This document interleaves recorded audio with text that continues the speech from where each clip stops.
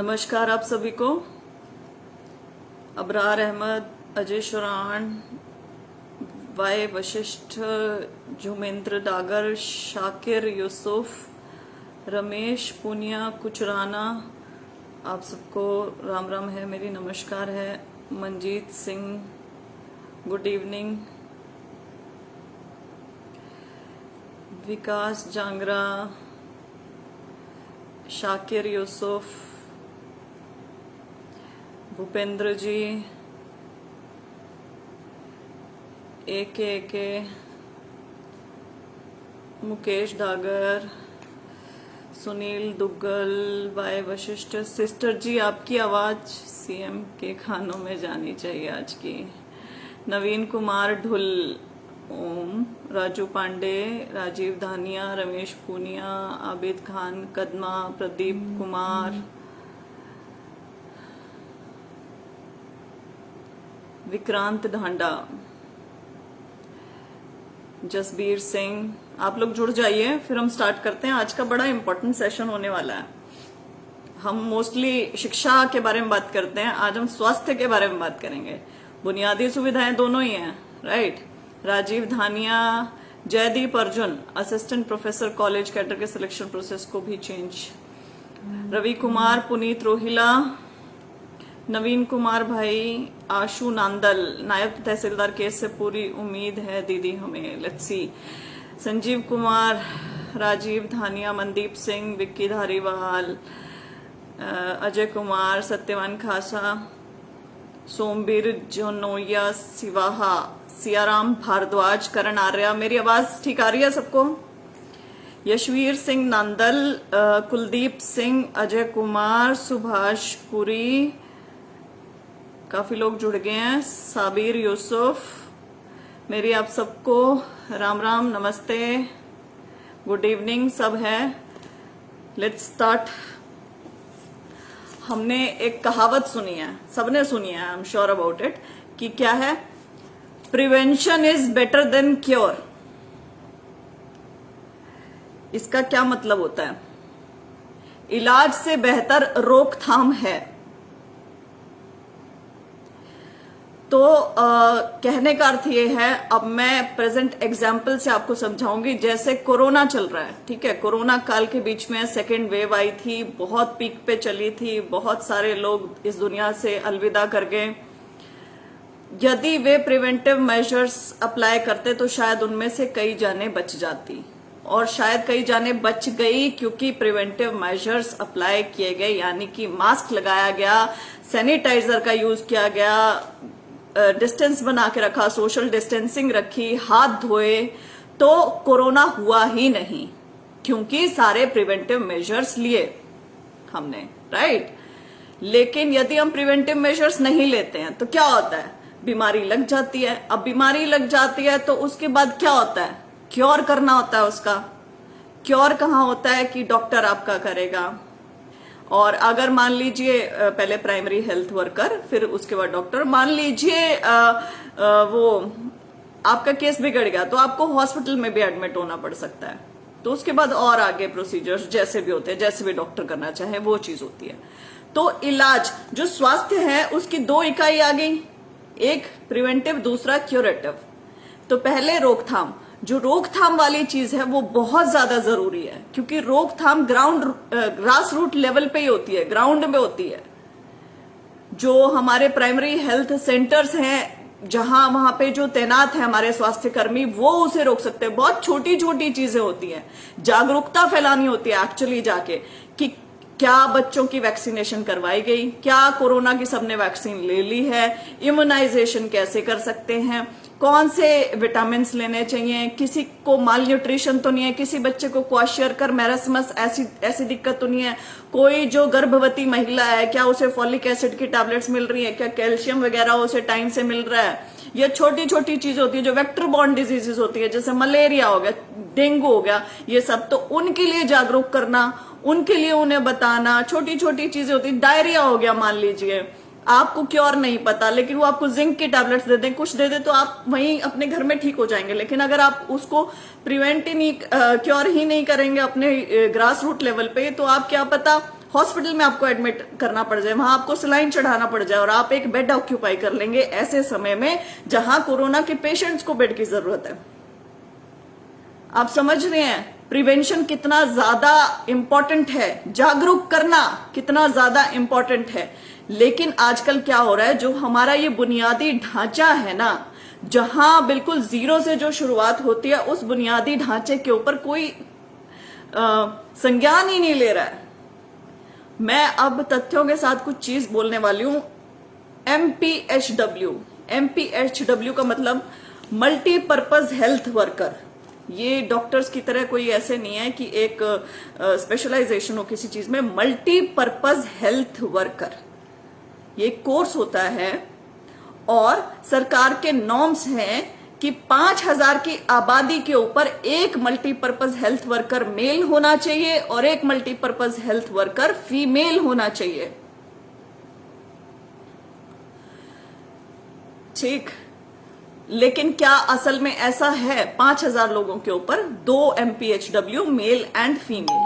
फिर उसके बाद आपके जो ये PHC लेवल की बात करूं मैं, primary health centre, community health centre CHC, 30,000 की आबादी के ऊपर फिर एक सुपरवाइजर होना चाहिए।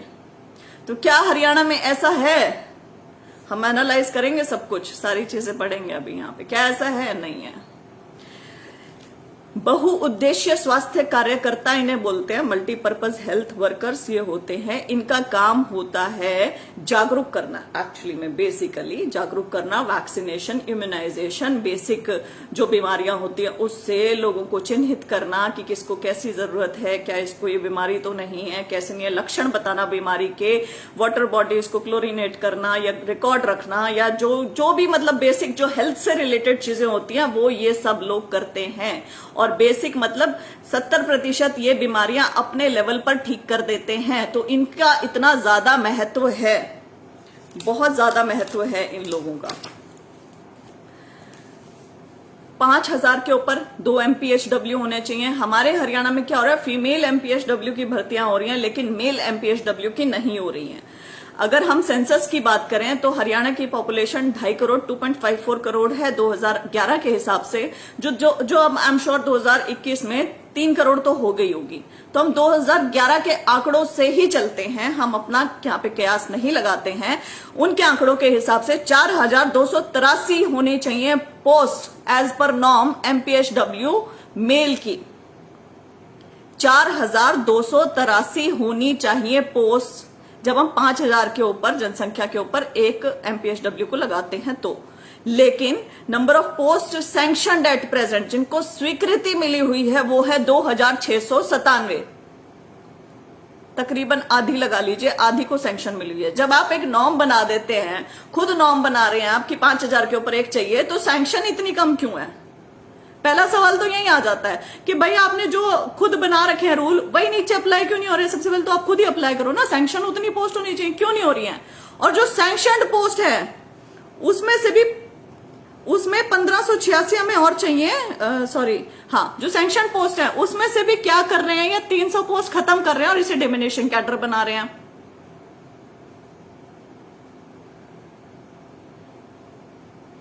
फ्लाइट मोड पे कर दीजिए, इंपॉर्टेंट टॉपिक पर कॉल नहीं। अच्छा सॉरी, मुझे आइडिया नहीं था कि फ्लाइट मोड पे करने पे हम इस पे नहीं बात कर सकते हैं, या जैसे भी है, मुझे लगा इंटरनेट भी बंद हो जाता है शायद फ्लाइट मोड पे। तो चलिए, तो स्वास्थ्य सुपरवाइजर संघ हरियाणा के जो प्रधान है राम मेहर वर्मा जी, आज मेरी उनसे बात हुई। वो 34 साल से कार्यरत हैं और वो काफी समय से इन बच्चों की लड़ाई लड़ रहे हैं, इन कर्मचारियों के लिए लड़ रहे हैं और इनकी भर्ती निकलवाने के लिए लड़ रहे हैं। उन्होंने RTI लगाई कई जिलों में, 8 जिलों से उनको जवाब मिला है, और उन 8 जिलों के आंकड़े देखें हम लोग तो वहां पे बहुत सारी जगह पे स्वीकृति नहीं है कई सारे पदों को, और बहुत सारी जगह पे सुपरवाइजर को स्वीकृति नहीं है। ना MPHW मेल के पद हैं, ना वहां पर वेकेंट पोस्ट पड़ी हैं, कोई है ही नहीं, PHCs खाली पड़े हैं, कोई देखने वाला नहीं है, कोई मतलब खंडर बन रहे हैं वो। तो आपने वो चीजें, वो सेंटर बना के भी क्यों छोड़ दिए हैं जब वहां पे कोई काम करने वाला है ही नहीं है? तो दिसंबर 2020 में कोरोना की महामारी के दौरान ही बीचों बीच ही एक गजट नोटिफिकेशन निकलती है हरियाणा गवर्नमेंट की, जो कहती है कि सभी शहरों में, सभी जितने हरियाणा के शहर हैं उनमें 6 MPHW होने चाहिए और 1 सुपरवाइजर होना चाहिए। ये इतना ड्रैकोनियन, इतना भयावह फरमान था, इतना गलत था। आप सिर्फ 6 MPHW के ऊपर पूरे शहर का भार डाल रहे हैं और सिर्फ 1 सुपरवाइजर। किस इलाके में वो जाएंगे, किस में नहीं जाएंगे, कौन डिसाइड करेगा? वो तो एक रोटेशन भी नहीं पूरा कर पाएंगे पूरे 1 साल में। कैसे जागरूकता फैलाएंगे? कैसे? उनके 5000 लोगों को वो एजुकेट कर रहे हैं, वो बहुत है एक बंदा। आप पूरे शहर के लिए 6 रख रहे हैं। यदि अब हम यहाँ पे फरीदाबाद गुड़गांव जैसा शहर उठा ले, फरीदाबाद उठा ले, मान लीजिए 18 लाख उसकी जनसंख्या,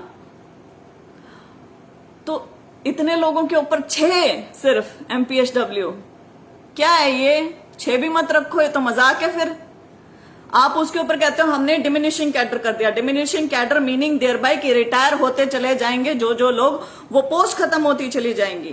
एट प्रेजेंट फरीदाबाद में 105 MPHW काम कर रहे हैं और 17 सुपरवाइजर हैं, और वो भी कम है, वो भी कम है। तो 6 और 1 कैसे करेंगे? वो तो बहुत बड़ा मजाक है।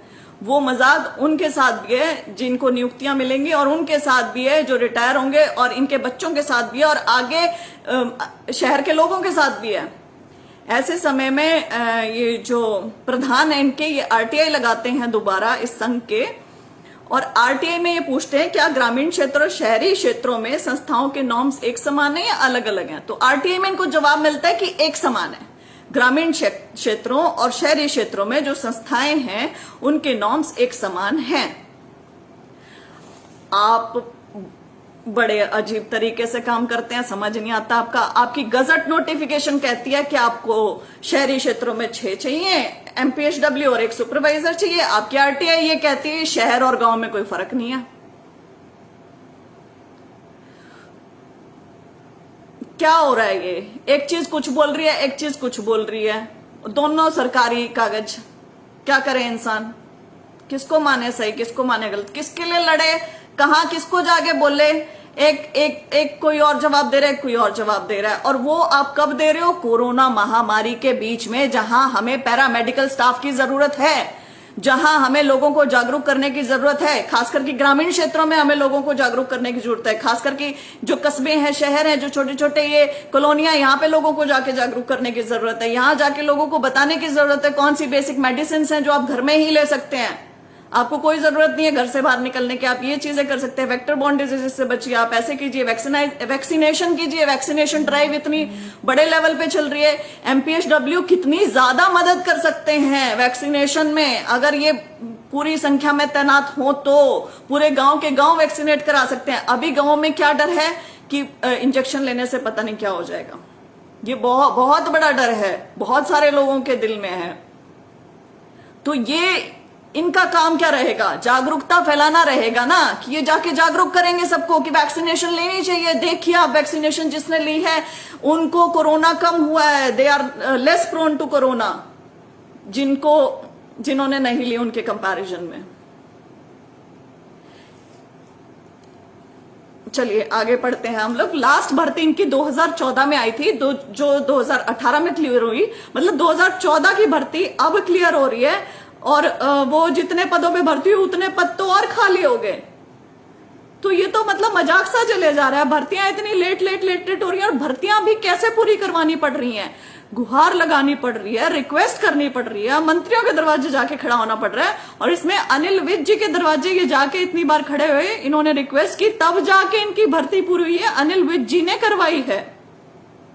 अब उन्हीं के दरवाजे ये 2 बार जा चुके हैं, तीसरी बार मंडे को जा रहे हैं, और एक ही गुहार के साथ कि इतनी सैंक्शनड पोस्ट है, लेकिन इतनी पोस्ट होनी चाहिए। हरियाणा को जरूरत है स्वास्थ्य कर्मियों की, और आप प्लीज बुनियादी जो हमारा स्वास्थ्य का ढांचा है उसे ठीक रखिए। 2004 में भी ऐसी कोशिश हुई थी इनका पद खत्म करने की, तब भी इन्होंने बहुत धरने प्रदर्शन किए, इन्होंने स्वास्थ्य का महत्व बताया, इन्होंने सब कुछ बताया। तो 2005 में इनकी पदों की बहाली हुई, और अब दोबारा ऐसा हो रहा है। क्यों हो रहा है? क्यों हमें बार बार सरकारों को ये बताना पड़ता है कि ये जरूरी है? जब मेरे जैसा इंसान, आप जैसा इंसान, हम नॉर्मल इंसान ये समझते हैं कि ये चीज जरूरी है, तो उन्हें क्यों नहीं समझ में आता है? सीएम साहब को सार्वजनिक मंचों पे ये लोग ज्ञापन दे चुके हैं, इतनी बार ये लोग मतलब इतने रिमाइंडर भेज चुके हैं। अब मैं आपको एक एग्जांपल दूंगी यहाँ पे कि जो सिविल सर्जन है जींद के, सिविल सर्जन तो सरकारी पद है ना, तो सिविल सर्जन जींद की तरफ से जो महानिदेशक हैं स्वास्थ्य विभाग के, उनको 31 रिमाइंडर भेज चुके हैं वो खुद 3 सालों में। बार बार उनकी एक ही मांग है कि मुझे अपने पीएचसी सीएचसी में एमपीएचडब्ल्यू और सुपरवाइजर चाहिए। एक सरकारी पद से दूसरे सरकारी पद को 3 साल से रिमाइंडर भेजे जा रहे हैं कि चाहिए, यहां पर जरूरत है, लेकिन अनसुना किया जा रहा है। 31 रिमाइंडर कम नहीं होते हैं। कौन डिसाइड कर रहा है इसे? सरकार में कौन बैठा है ऊपर? क्या मुख्यमंत्री जी को ये बात नहीं पता? उप मुख्यमंत्री जी को ये बात नहीं पता? उनके संज्ञान में नहीं होगी? हर एक मुद्दा, हर एक जो बड़े नेता मंत्री या मुख्यमंत्री हैं उनके संज्ञान में है। बस ये रहता है कि उनकी विल कितनी है इसको पूरा करने की, इच्छा शक्ति कितनी है पूरा करने की। इच्छा शक्ति है, करना चाहते हैं, तो क्यों नहीं हो सकता? कोरोना के काल में तो होना चाहिए। इन्होंने तो इनफैक्ट दुगनी तनख्वाह कर दी थी मेडिकल पैरामेडिकल स्टाफ की। एमपीएचडब्ल्यू ने खुद लिख के दिया कि हमें नहीं चाहिए डबल सैलरी। कोरोना वॉरियर्स को सम्मानित, कोरोना जो ये वॉरियर्स थे पैरामेडिकल स्टाफ, मेडिकल स्टाफ, इनको सम्मानित किया गया, फूल बरसाए इनके ऊपर। याद होगा आपको, नॉर्थ से लेकर साउथ तक।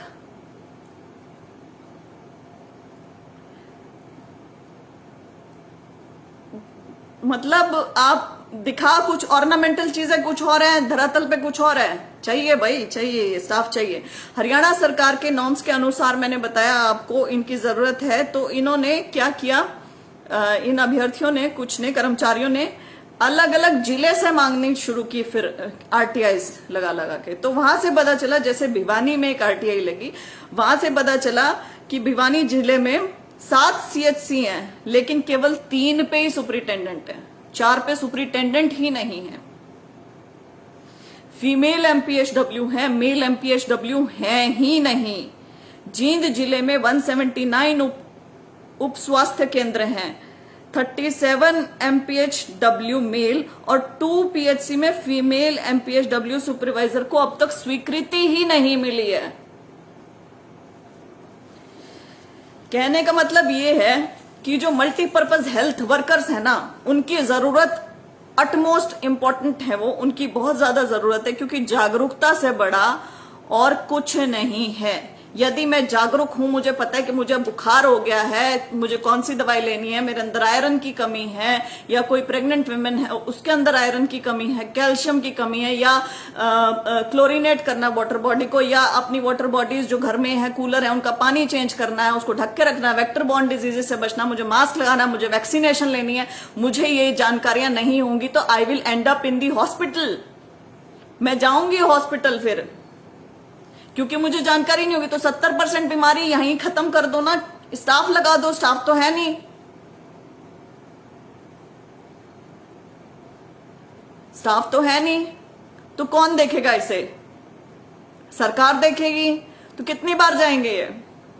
कितनी बार और कितने साल तक जाते रहेंगे एक छोटी सी चीज के लिए कि स्वास्थ्य कर्मियों की जरूरत है, आप ये भर्ती पूरी कीजिए।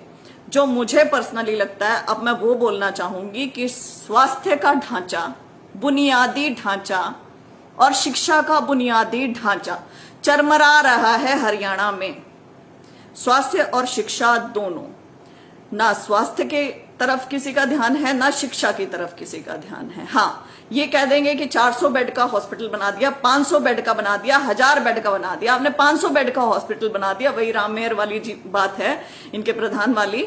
उन्होंने कहा कि 500 बेड का हॉस्पिटल बना दिया, लेकिन आपके पास 600 मरीज आ गए, तो क्या करोगे? ये वीडियो अटक रहा था, शायद poor internet connection. Anyways, let's bring it to end. हमें बुनियादी चीजें चाहिए, हमें अपना ग्रास रूट लेवल स्ट्रांग चाहिए, हमें ग्रास रूट पे एजुकेशन स्ट्रांग चाहिए, हमें ग्रास रूट पे स्वास्थ्य सेवाएं अपनी स्ट्रांग चाहिए। इसलिए मेरी हाथ जोड़ के प्रार्थना है हरियाणा सरकार से कि जो मल्टीपर्पज हेल्थ वर्कर्स हैं ये बहुत ज्यादा जरूरी हैं, क्योंकि हमारे समाज में अब तक भी बेसिक चीजों की जागरूकता नहीं है।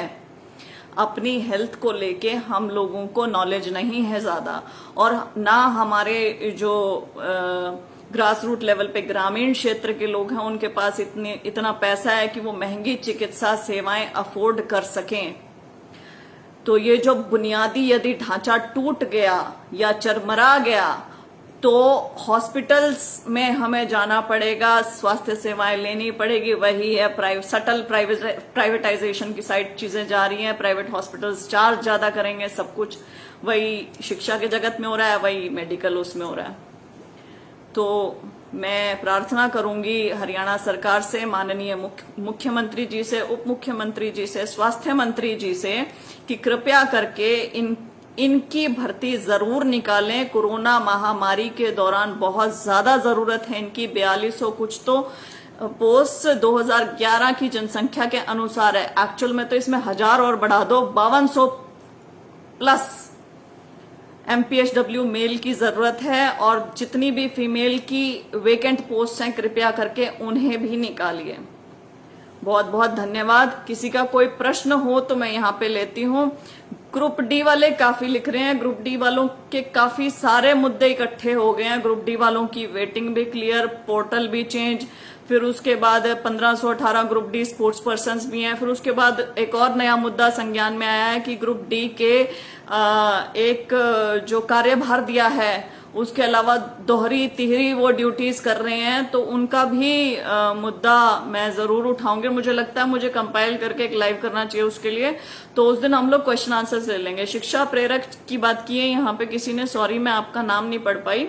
शिक्षा प्रेरकों की भी बहुत ज्यादा जरूरत है, क्योंकि अध्यापकों को लगा रखा है नॉन टीचिंग काम में, तो उस काम के लिए शिक्षा प्रेरकों की मेरे ख्याल इसलिए ही जरूरत होती है। तो वो भी अभी हमने देखा कि असिस्टेंट डायरेक्टर के वहां से लेटर रिलीज हुआ है कि भई अध्यापकों को नॉन टीचिंग काम में ना लगाया जाए, लेकिन वो कहने भर से तो नहीं होगा ना।